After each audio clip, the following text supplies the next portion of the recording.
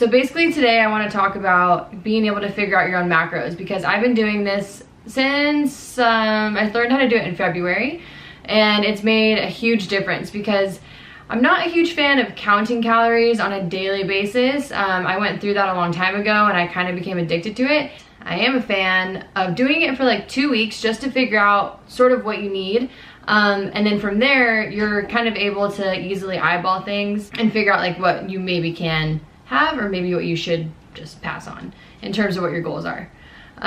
So for me, I know exactly how many calories I should have on a workout day, how many calories I should have on a non-workout day, and then I also know kind of what my goals are for my protein, carb, and fat intake, and then also whatever room I have left possibly for drinks, maybe. This is kind of the breakdown. To figure out how many calories you should be consuming on a non-workout day in order to maintain your weight, right? Just take your weight currently. How cute is this, by the way? My friend got it for me from Urban Outfitters. It's a marble dry erase board. So I believe I'm 134. I don't weigh myself that often, but so for me personally, if I wanted to figure out how many calories I need to eat on a non-workout day in order to maintain my current weight, I would take 134 and multiply it by 9. So if you're a woman, you multiply it by 9. If you're a man, you multiply it by 10. That gets me a whopping 1,206 calories. Is that gonna be backwards? I don't know. Okay, here's the thing. 1,206 calories is a bunch of BS. Lame. It's nothing. I eat 1,206 calories in my sleep probably. What you can do in order to be able to eat more calories than that is work out. But it depends on what kind of workout you're doing, right? And then there's a whole little formula that we're gonna do, and I'll teach you totally how to do it, that you can multiply your maintained number by in order to find out, based off of what workouts you're doing and how often you're working out, what your new calorie consumption can be for a workout day, okay? And I need to go find those numbers real fast. Okay, I had to get my notes from class because I can't remember everything.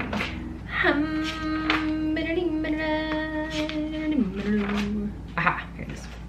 Again, these are the numbers that you can multiply your maintained calories by depending on how many days a week you're doing strength training to figure out how many calories you can have on those days. If you are doing 1, 2, 3 strength training days a week, you can take your maintained calorie number and multiply it by 1.375.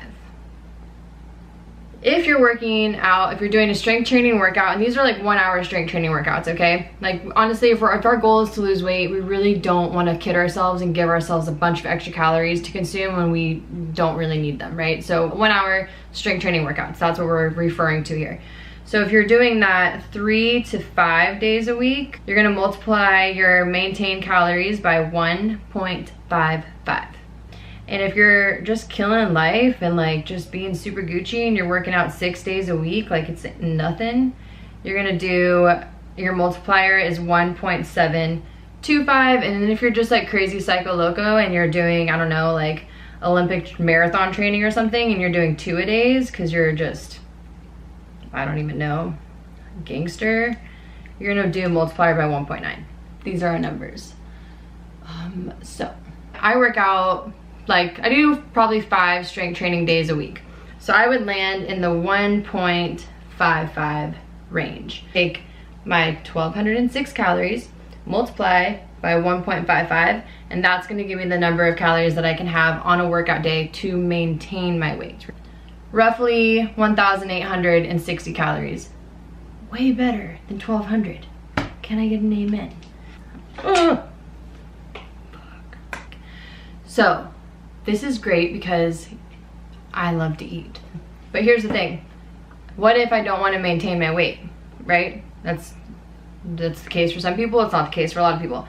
So what we need to do is create a deficit, right? So on the days that I work out, if I want to create a deficit, then I have to consume less than 1,860 calories. I might drop it down to like maybe 1,560, maybe reduce it by like 300 calories. I eat a lot of high protein foods, and so those don't come with a lot of calories, but they have a lot of protein, so they keep me full.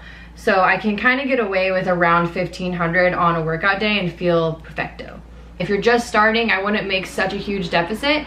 You can even make a deficit of like 100 calories and it's still a deficit, right? As long as you're logging everything. Find what works for you, play around with the numbers a little bit.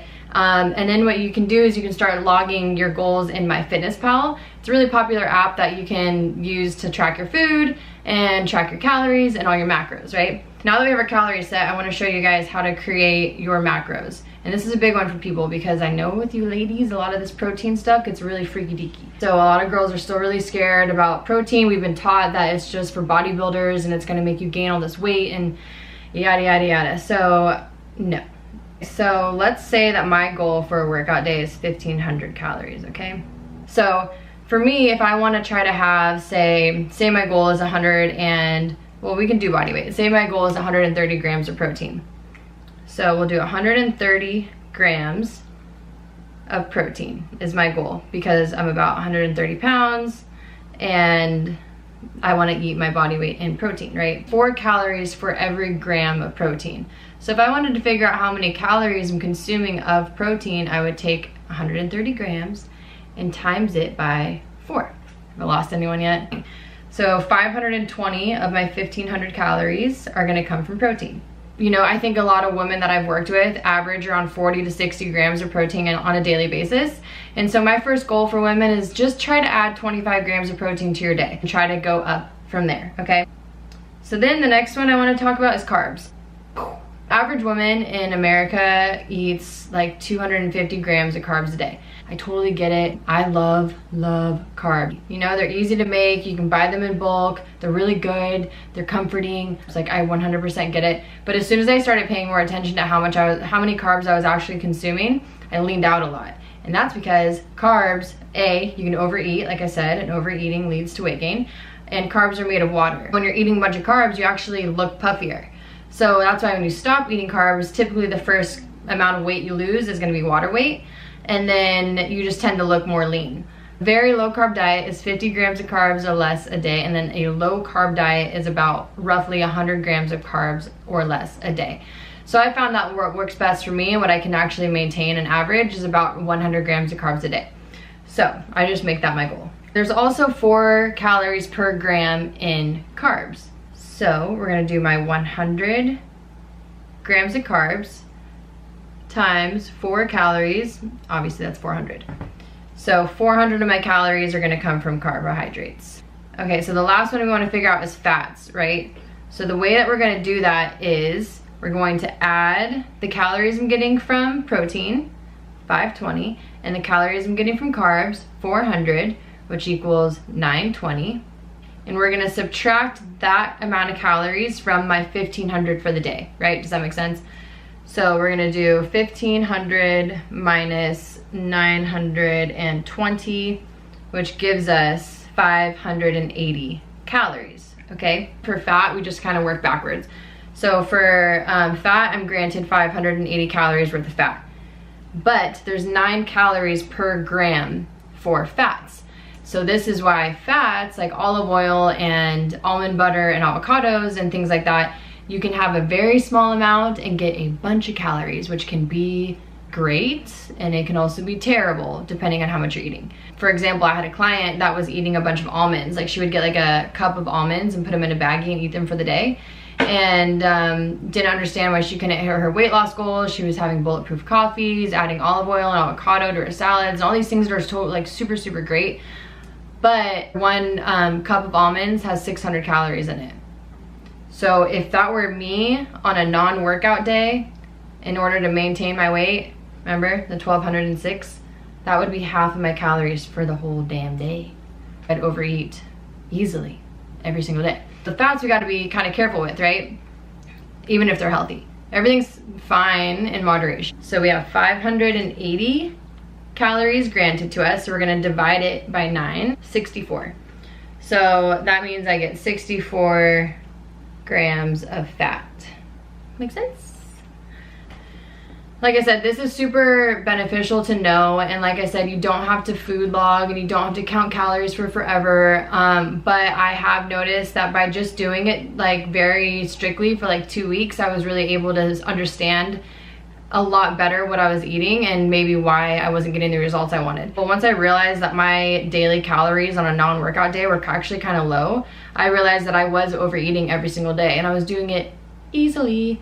Like I would have 2 tablespoons of almond butter with my apple in the morning, and then whatever, I'd have lunch, and then I'd like snack on some stuff, like healthy things, and then I would have a protein shake later in the day and add another 2 tablespoons of almond butter. And so right there with almond butter, I'm basically getting like an extra 400 calories from something that I didn't even really think was worth counting. Not even actually thinking about it at all. I thought it was like, didn't really matter, but it does. It does. So I hope that makes sense. If you have any questions, please leave me a comment and I'd be more than happy to help you figure out yours, or send me an email to info@chelsey.rosehealth.com, and I'd be more than happy to quickly go over your macros specifically with you and your calorie goals and whatnot, because I think it's really important to know. And from there you can find all my little recipes and tricks and tips on chelseyroshealth.com. And yeah, thanks for watching my first video. If this ever sees the light of day, and can't wait for the next one. Okay, bye.